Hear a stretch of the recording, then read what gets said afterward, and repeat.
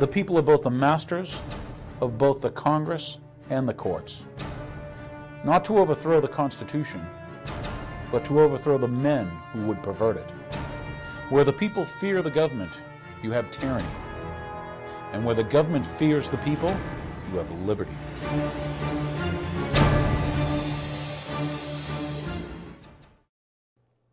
Thank you for tuning in again. My name is Daniel Hapney. This is The Real Story. Yeah, so much to go over.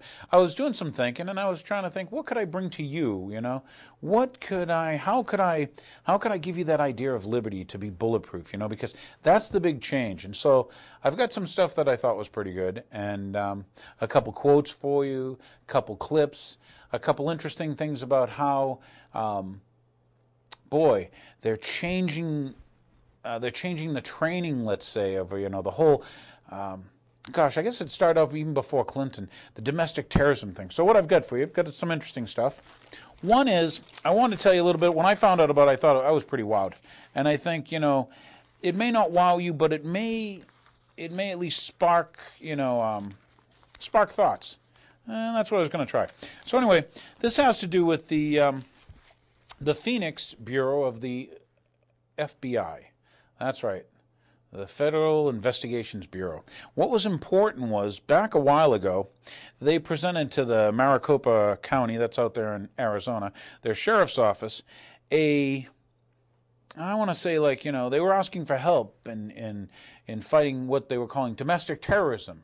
And so they were going to train law enforcement personnel, which they did, and we'll show you some clips after this, but I wanted to show you some of the things that they passed out. And this that I brought for you is a copy of the Trifold that they brought to give to law enforcement.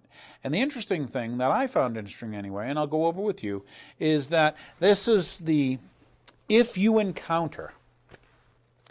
Yeah, this is a very important thing. Once again, we're going to train law enforcement, and what we're training them is that what if they encounter individuals? And individuals' certain thoughts and ideas. But I thought it was interesting. Once again, this is what you consider the front of it. And I'm going to go over with you. But I thought it was real interesting. The Joint Terrorism Task Force. This is, we're going to help, fight terrorism. In this case, domestic terrorism. So, a couple good quotes that I thought was interesting. One is, once again, if you read it, it continues. If you encounter any of the following, call the Joint Terrorism Task Force. Now remember, this whole terrorism thing, okay, this terrorism thing was brought to us with the lies of like 9/11, let alone Oklahoma City, where when you find out, gee, the number one police officer in Oklahoma, okay, was murdered, shot in the head. And he was saying he was there within minutes of the explosion at the Murrah building, and he said he saw people carrying bombs out of the building. But you go, wait a minute, we were told by our media, controlled by bankers, that our media said that no, there was a truck full of dynamite and explosives, and that's what caused all the damage. Have you been lied to before? Well, anyway, with the thought, this is what they came out, and this is the FBI training information for the law enforcement community. The one I thought was really interesting was they wanted to identify defenders of the United States Constitution. And you got to ask yourself, doesn't every person who joins the military, don't they have to swear an oath? And I'll do it right now for you, viewers. I do solemnly swear to defend the United States Constitution against all enemies, foreign and domestic. And I wanted you to hear that domestic part, because once again, didn't your president, this new love fest Messiah Obama, didn't he have to redo his thing? When I say redo, his oath. Why is it that we make them take an oath to defend, in this case, protect and preserve the Constitution? And why do all senators and congressmen? And why should our law enforcement? So once again, who are they looking for? And the thing on the front is, if you encounter any of the following. What's the first one they've got?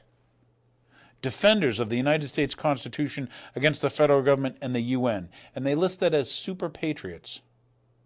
Wow, I guess they're not football fans, huh? So for you viewers out there, yeah. So, another thing to look for, they've got multiple categories, and some you say, oh, gee, those, they're valid, but these are the ones that caught me. Make numerous reference to the United States Constitution. Why? Because they feel the Bill of Rights is important, that you're innocent until proven guilty, that you have the freedom of speech. You know, I mean, should we go into the Fourth Amendment, you know? Self-incrimination. How about, you know, you need to get a warrant, and why that was important. This goes back to like Magna Carta, okay? Why the Fourth Amendment, you know? Gee, the guys who wrote the Constitution, why did they include the Fourth? You know, why did they include the Second? We'll go a little bit into the Second.